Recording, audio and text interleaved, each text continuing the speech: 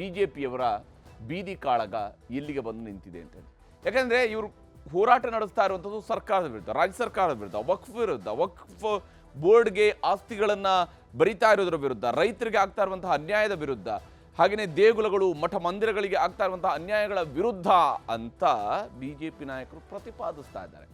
ಬಿಜೆಪಿಯವರ ಅವಧಿಯಲ್ಲೂ ಕೂಡ ನೋಟಿಸ್ಗಳನ್ನು ಕೊಡಲಾಗಿತ್ತು. ವಕ್ಫ್ ಬೋರ್ಡ್ನ ಜಮೀನು ಅಂತೇಳಿ ದಾಖಲೀಕರಣ ಮಾಡುವಂತಹ ಕೆಲಸವನ್ನು ಕೂಡ ಮಾಡಲಾಗಿತ್ತಾದರೂ ಕೂಡ ಬಿಜೆಪಿಯವರು ಸದ್ಯ ಇದು ಕಾಂಗ್ರೆಸ್ನವರು ಬಂದ ಮೇಲೇ ಇದೆಲ್ಲ ಶುರುವಾಗಿದ್ದು ಅಂತ ಹೇಳ್ತಾ ಇದನ್ನು ನೆಹರು ಕಾಲದವರೆಗೂ ಕೂಡ ಹೋಲಿಕೆ ಮಾಡುವಂತಹ ಕೆಲಸವನ್ನು ಮಾಡ್ತಾ ಇದ್ದಾರೆ. ಅದೇನೇ ಇರಲಿ, ಸದ್ಯಕ್ಕೆ ಹೋರಾಟವನ್ನು ಮಾಡೋದಕ್ಕೇನೋ ಹೊರಟಿದ್ದಾರೆ.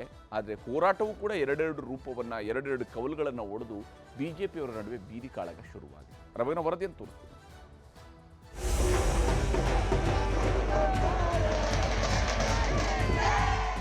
ನಮ್ಮ ಶಕ್ತಿ ಪ್ರದರ್ಶನ ನಾವು ಮಾಡ್ತೀವಿ, ನಾವೇನು ಯಾವುದಕ್ಕೂ ಹಿಂದುಳಿದಿಲ್ಲ ಅಂತದ್ದು ಪ್ರಧಾನಮಂತ್ರಿಗಳಿಗೆ ಶಕ್ತಿ ತುಂಬುವಂಥ ಸಲುವಾಗಿ ಈ ಟೀಮ್ ಕೆಲಸ ಮಾಡ್ತಾ ಇದ್ವಿ.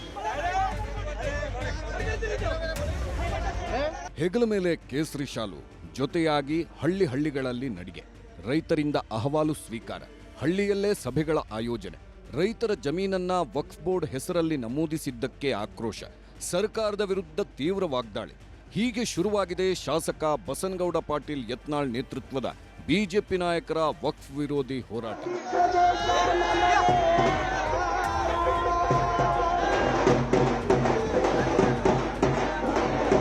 ನಾವೇನು ಯಾವುದಕ್ಕೂ ಹಿಂದುಳಿದಿಲ್ಲ ಅಂತದ್ದು ಪ್ರಧಾನಮಂತ್ರಿಗಳಿಗೆ ಶಕ್ತಿ ತುಂಬುವಂಥ ಸಲುವಾಗಿ ಈ ಟೀಮ್ ಕೆಲಸ ಮಾಡ್ತಾ ಇದ್ವಿ. ನಮ್ದು ಯಾರಿಗೂ ಏನು ಸ್ವಾರ್ಥ ಇಲ್ಲ. ಒಂದೆಡೆ ಯತ್ನಾಳರು ಹೀಗೆ ಅಬ್ಬರಿಸುತ್ತಿದ್ರೆ, ಮತ್ತೊಂದೆಡೆ ರಾಜ್ಯ ಬಿಜೆಪಿ ಒಡೆದು ಎರಡು ಪಾಲಾಗಿರುವುದು ಸ್ಪಷ್ಟವಾಗಿ ರಾಜ್ಯದ ಜನರ ಮುಂದೆಯೇ ಸಾಬೀತಾಗಿದೆ. ಅರವಿಂದ್ ಲಿಂಬಾವಳಿ ಮಾರ್ಗದರ್ಶನದಲ್ಲಿ ಯತ್ನಾಳ್, ಜಾರಕಿಹೊಳಿ, ಕುಮಾರ್ ಬಂಗಾರಪ್ಪ ನೇತೃತ್ವ ವಹಿಸಿ ವಕ್ಫ್ ಯಾತ್ರೆ ಘೋಷಣೆಯಾಗುತ್ತಲೇ ಬಿಜೆಪಿ ಮನೆಯೊಂದು ಎರಡು ಬಾಗಿಲು ಎಂದು ಗೊತ್ತಾಗಿತ್ತು. ಇದನ್ನ ತಡೆಯಲು ಬಿಜೆಪಿ ರಾಜ್ಯಾಧ್ಯಕ್ಷ ಬಿವೈ ವಿಜಯೇಂದ್ರ ಮಾಡಿದ್ದ ಪ್ರಯತ್ನಗಳೆಲ್ಲ ಹಳ್ಳ ಹಿಡಿದಿದ್ದವು.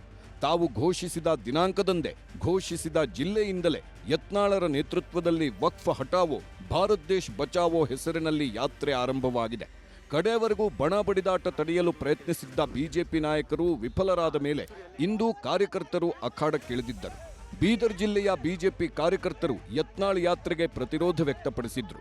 ಯತ್ನಾಳ್ ವಿರುದ್ಧ ಪಕ್ಷದ ಹೈಕಮಾಂಡ್ ಕ್ರಮ ಕೈಗೊಳ್ಳಬೇಕು ಎಂದು ಆಗ್ರಹಿಸಿದ್ರು. ನಮ್ಮ ರಾಜ್ಯ ಹಾಗೂ ರಾಷ್ಟ್ರ ನಾಯಕರಿಗೆ ಒಂದೇ ಕೇಳ್ತಾ ಇದ್ದೀವಿ, ಆದಷ್ಟು ಬೇಗನೆ ಈ ಶಿಷ್ಟಾಚಾರ ಉಲ್ಲಂಘನೆ ಮಾಡಿದ ಬಸನಗೌಡ ಪಾಟೀಲ್ ಯತ್ನಾಳ್ ಟೀಮ್ ಪಕ್ಷದಿಂದ ಯಾವುದೇ ನೋಟಿಸ್ ಕೊಡದೆ ಮುಲಾಜಿಲ್ಲದೇನೆ ಉಚ್ಚಾಟನೆ ಮಾಡಬೇಕು. ಇವ್ರು ಹಿಂಗೆ ಯಾರು ಹೊಡೆಯತ್ತ ಎಲ್ಲ ಚೇಳುಗಳು, ಇವರು ಏನ್ ಬೇಡ ದುಡ್ಡಿಗೆ ಏನು ಮಾಡ್ತಾರ. ನಮ್ಮ ಪಕ್ಷದ ಆತಪ ಇಲ್ಲ, ಒಟ್ಟೆ ಮಾಹಿತಿ ಇಲ್ಲ, ನಮ್ಗೆ ಒಟ್ಟೆ ಇನ್ಫಾರ್ಮೇಶನ್ ಇಲ್ಲ. ಇದನ್ನ 25,000 ಮಂದಿ ಸೇರಿಸ್ತೀವಿ ನಾವು. ಇಲ್ಲಿ ನಮ್ಗೆ ಅನ್ಯಾಯ ಇರತ್ತದ. ಇವ್ರು ಬಂದು ನಮಗೆ ತಿಳಿಸ್ಬೇಕಲ್ಲ ಒಂದು ಮಾಹಿತಿನ. ಯಾವುದೇ ಕಾರಣದ ಇವ್ರು ಯಜ್ಞ ಇಮಿಡಿಯೇಟ್ ಇವ್ರಿಗೆ ಉಚ್ಚಾಟನೆ ಪಾರ್ಟಿದಾಗ ಮಾಡಬೇಕು.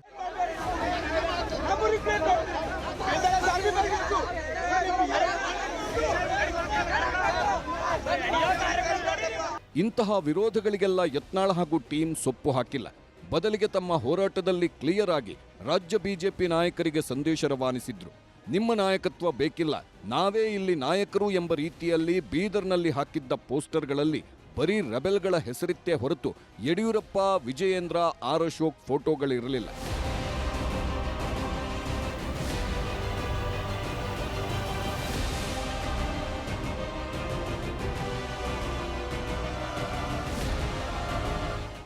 ಇಂದಿನಿಂದ ಡಿಸೆಂಬರ್ 25ರವರೆಗೂ ಯತ್ನಾಳ್ ಟೀಮ್ ಹೋರಾಟ ಮಾಡಲಿದೆ. ವಕ್ಫ್ ಹಟಾವೋ, ಭಾರತ್ ದೇಶ್ ಬಚಾವೋ ಘೋಷದಡಿ ಬಿಜೆಪಿ ಭಿನ್ನರ ಬಣದ ಯಾತ್ರೆ ಆರಂಭವಾಗಿದೆ. ಬೀದರ್ನ ಧರ್ಮಾಪುರ, ಚಟನಹಳ್ಳಿಯಿಂದ ಯಾತ್ರೆ ಶುರುವಾಯಿತು. ಗ್ರಾಮಸ್ಥರೊಂದಿಗೆ ಸಮಾಲೋಚನೆ, ಸಂವಾದದ ಬಳಿಕ ಪಹಣಿಯಲ್ಲಿ ವಕ್ಫ್ನಿಂದಾಗಿ ಸಮಸ್ಯೆ ಆಗಿರೋ ಬಗ್ಗೆ ಮಾಹಿತಿ ಪಡೆದರು. ರೈತರ ಪರ ನಾವಿರುತ್ತೇವೆ ಎಂಬ ಸಂದೇಶ ರವಾನೆ ಮಾಡಿದ್ರು. ರೈತರ ಸಲುವಾಗಿ, ಮಠ ಮಂದಿರ ಸಲುವಾಗಿ, ಹಿಂದೂ ಸಮಾಜದ ರಕ್ಷಣೆಗಾಗಿ ರೈತರು ಸ್ವಯಂ ಪ್ರೇರಣೆ ಇಟ್ಕೊಂಡು ಇಷ್ಟು ದೊಡ್ಡ ಸಂಖ್ಯೆ ಹೋಗ್ತೈತೆ. ಈ ಒಂದು ಕರಾಳ ಕಾನೂನು ವಿರುದ್ಧವಾಗಿ ಜನಜಾಗೃತವಾಗಿ ಈ ಒಂದು ಕಾನೂನನ್ನು ಪೂರ್ಣ ನಮ್ಮ ದೇಶ ತೊಲಗಬೇಕನ್ನುವಂತ ಉದ್ದೇಶದಿಂದ ನಾವು ಹೋರಾಟ ಪ್ರಾರಂಭ ಮಾಡಿದ್ದೇವೆ. ಎಷ್ಟೇ ಕಷ್ಟ ಬಂದ್ರು, ಎಷ್ಟೇ ತೊಂದರೆ ಆದರೂ ಸಹಿತ ಈ ಹೋರಾಟ ಕೊನೆಗಾಣಿಸಲಿಕ್ಕೆ ಎಲ್ಲ ಪ್ರಯತ್ನ ಮಾಡುತ್ತೇವೆ. ವಕ್ಫ್ ಬೋರ್ಡ್ ಕಾನೂನನ್ನ ನಾವು ಸರ್ಕಾರ ಇವತ್ತು ಮಾನ್ಯ ಪ್ರಧಾನಮಂತ್ರಿಗಳು ಏನು ತಗೊಂಡಿದ್ದಾರೆ ರೆಗ್ಯುಲರ್ ಮಾಡ್ತೀವಿ ಹೊರಟಿದ್ದಾರೆ.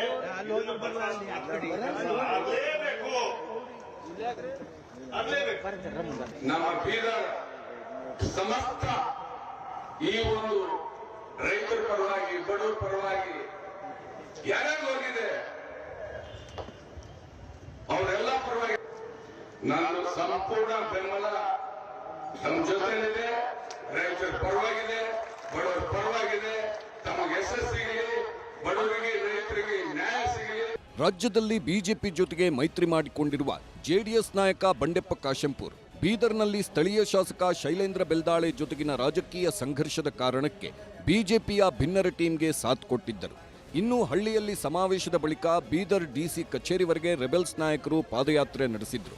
ರೈತರಿಗೆ ಸಮಸ್ಯೆ ಆಗದಂತೆ ನೋಡಿಕೊಳ್ಳಿ ಎಂದು ಜಿಲ್ಲಾಧಿಕಾರಿಗಳಿಗೆ ಮನವಿ ಸಲ್ಲಿಸಿದ್ರು.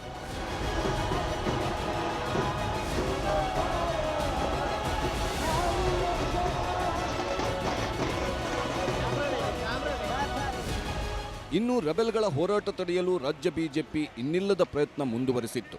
ಯತ್ನಾಳ್ ಹೋರಾಟಕ್ಕೆ ಕೈಜೋಡಿಸಿದಂತೆ ಬೀದರ್ನಲ್ಲಿ ಬಿಜೆಪಿ ಶಾಸಕರು, ಮಾಜಿ ಸಂಸದರು, ಮಾಜಿ ಮಂತ್ರಿಗಳಿಗೆ ಫರ್ಮಾನು ಹೊರಡಿಸಲಾಗಿತ್ತು. ಅದರಂತೆ ಜಿಲ್ಲಾ ಬಿಜೆಪಿ ನಾಯಕರು ಹೋರಾಟದ ಕಣಕ್ಕೆ ಬರಲಿಲ್ಲ. ಬಂದ ಒಂದಷ್ಟು ಸ್ಥಳೀಯ ಕಾರ್ಯಕರ್ತರು ಯತ್ನಾಳ್ ಟೀಮ್ ವಿರುದ್ಧ ಆಕ್ರೋಶ ವ್ಯಕ್ತಪಡಿಸಿ ಹೋರಾಟಕ್ಕೆ ಅಡ್ಡಿಪಡಿಸುವ ಪ್ರಯತ್ನ ಮಾಡಿದ್ರು.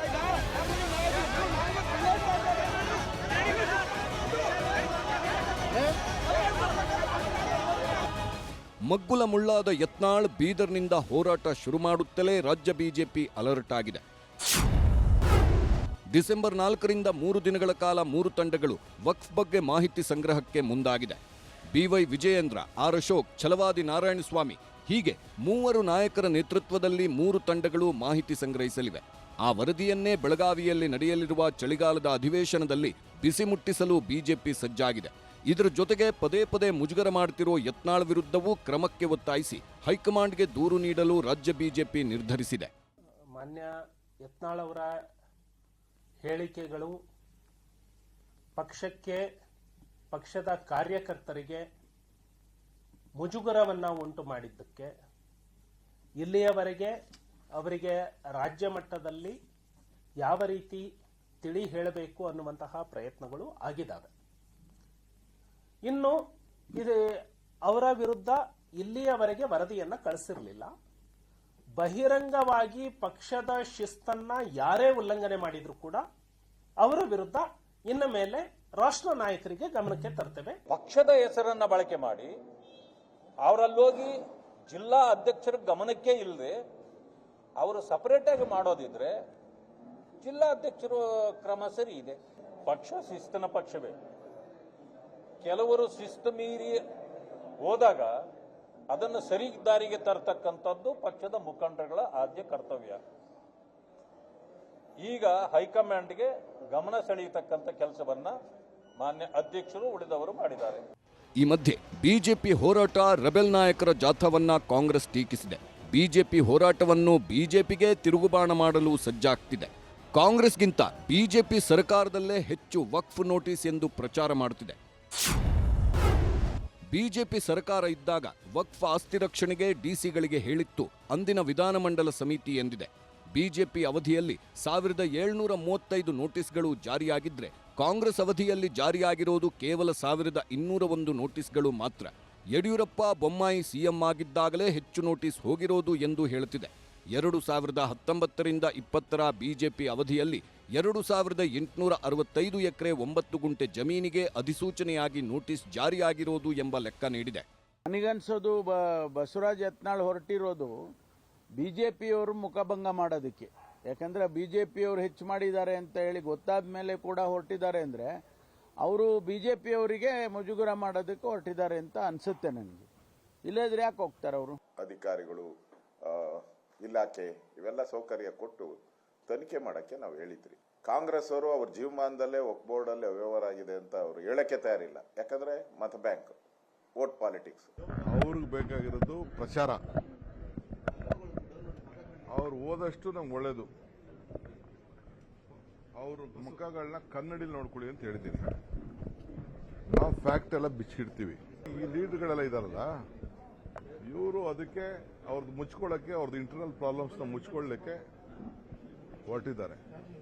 ನಾವು ಕಂಪ್ಲೀಟ್ ಎಲ್ಲ ಬಿಚ್ಚಿ ಬೇರ್ ಮಾಡ್ತೀವಿ. ಈಗ ಜನ ಅವ್ರನ್ನ ತೋರಿಸಿದ್ದಾರೆ, ವೇರ್ ದೇರ್ ಸ್ಟ್ಯಾಂಡ್ ಅಂತ ತೋರಿಸಿದ್ದಾರೆ. ಹೀಗೆ ಭರ್ಜರಿ ಬಹುಮತದೊಂದಿಗೆ ಆಡಳಿತ ನಡೆಸುತ್ತಾ ಗ್ಯಾರಂಟಿಗಳ ಮೂಲಕ ಜನಪ್ರಿಯತೆ ಗಳಿಸುತ್ತಿರುವ ಕಾಂಗ್ರೆಸ್ ವಿರುದ್ಧ ಒಗ್ಗೂಡಿ ಹೋರಾಡಲು ಬಿಜೆಪಿಗೆ ವಕ್ಫ್ ಬೋರ್ಡ್ ಪ್ರಕರಣ ಉತ್ತಮ ಅಸ್ತ್ರವಾಗಿ ಸಿಕ್ಕಿತ್ತು. ಆದರೆ ಒಡೆದ ಮನೆಯಾಗಿರುವ ಬಿಜೆಪಿಯಲ್ಲೀಗ ಒಬ್ಬ ನಾಯಕನ ಮಾತನ್ನ ಇನ್ನೊಬ್ಬ ನಾಯಕ ಕೇಳುತ್ತಿಲ್ಲ. ಇದರಿಂದಾಗಿ ಯಾರ ಮಾತು ಕೇಳೋದು, ಯಾರನ್ನ ಬಿಡೋದು ಎಂಬ ಗೊಂದಲದಲ್ಲಿ ಕಮಲ ಕಾರ್ಯಕರ್ತರು ಸಿಲುಕಿದ್ದಾರೆ. ಇದರಿಂದಾಗಿ ವಕ್ಫ್ ವಿರೋಧಿ ಹೋರಾಟದ ಪರಿಣಾಮ ಏನಾಗುತ್ತೆ ಎನ್ನುವುದನ್ನ ಕಾದು ನೋಡಬೇಕಿದೆ. Bureau report, news 18.